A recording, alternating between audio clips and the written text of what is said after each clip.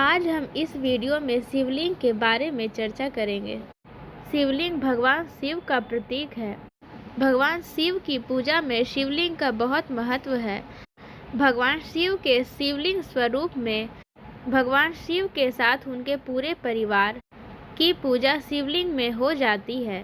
शिवलिंग के एक तरफ भगवान गणेश, दूसरी तरफ भगवान कार्तिकेय, उनकी सारी पुत्रियां और भगवान शिव के साथ माता पार्वती विराजमान हैं। भगवान शिव के शिवलिंग स्वरूप में उनके पूरे परिवार का पूजा अर्चना हो जाता है।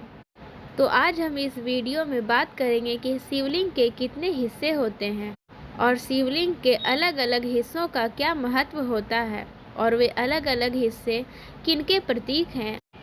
इसके बारे में आज हम इस वीडियो में चर्चा करेंगे। तो चलिए शुरू करते हैं। जिस शिवलिंग की पूजा हम और आप सभी लोग करते हैं, दरअसल उसका भी अपना एक विज्ञान है। शिवलिंग के 3 हिस्से होते हैं। पहला हिस्सा जो नीचे चारों ओर भूमिगत रहता है, मध्य भाग में 8 ओर एक समान सतह बनी होती है। अंत में इसका शीर्ष भाग जो कि अंडाकार होता है, जिसकी पूजा की जाती है। इस शिवलिंग की ऊंचाई संपूर्ण मंडल या परिधि की 1/3 होती है। ये 3 भाग ब्रह्मा जो नीचे होते हैं, विष्णु जो मध्य में होते हैं और जो शिव हैं, और भगवान शिव शीर्ष भाग में होते हैं। अर्थात ब्रह्मा, विष्णु, महेश ये तीनों शिवलिंग में विराजमान हैं। यह तीनों भाग ब्रह्मा, विष्णु, महेश के प्रतीक हैं। शीर्ष पर जल डाला जाता है जो नीचे बैठक से बहते हुए बनाए एक मार्ग से निकल जाता है। शिव के माथे पर 3 रेखाएं त्रिपुंड जिसे कहा जाता है और उसके साथ ही एक बिंदु होता है। ये रेखाएं शिवलिंग पर समान रूप से अंकित होती है। सभी शिव मंदिरों के गर्भगृह में गोलाकार आधार के बीच रखा गया एक घुमावदार और अंडाकार शिवलिंग के रूप में नजर आता है। प्राचीन ऋषि और मुनियों द्वारा ब्रह्मांड के वैज्ञानिक रहस्य को समझकर इस सत्य को प्रकट करने के लिए विविध रूप में इसका स्पष्टीकरण दिया गया है।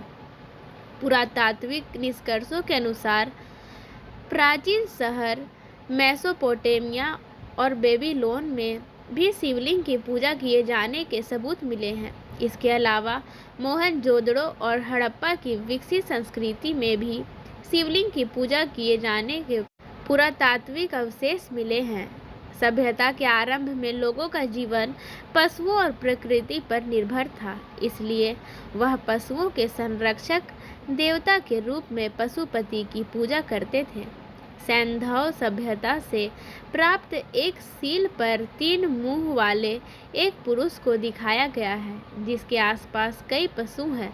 इसे भगवान शिव का पशुपति रूप माना जाता है। वैसे तो प्रमुख रूप में शिवलिंग 2 प्रकार के होते हैं। पहला आकाशीय या उल्का शिवलिंग और दूसरा पारद शिवलिंग। लेकिन पुराणों के अनुसार शिवलिंग के प्रमुख रूप से 6 प्रकार होते हैं। देवलिंग, जिस शिवलिंग को देवताओं या अन्य प्राणियों द्वारा स्थापित किया गया हो, उसे देवलिंग कहते हैं। असुरलिंग, असुरों द्वारा जिसकी पूजा की जाए वह असुरलिंग है। रावण ने एक शिवलिंग स्थापित किया था जो असुरलिंग था।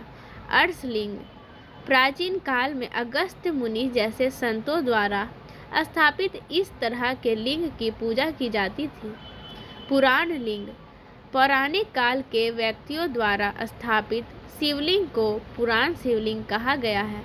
मनुष्य लिंग, प्राचीन काल या मध्यकाल में ऐतिहासिक महापुरुषों, अमीरों, राजा महाराजाओं द्वारा स्थापित किए गए लिंग को मनुष्य शिवलिंग कहा गया है। स्वयंभू लिंग, भगवान शिव किसी कारणवश स्वयं शिवलिंग के रूप में प्रकट होते हैं। इस तरह के शिवलिंग को स्वयंभू शिवलिंग कहते हैं। भारत में स्वयंभू शिवलिंग कई जगहों पर है।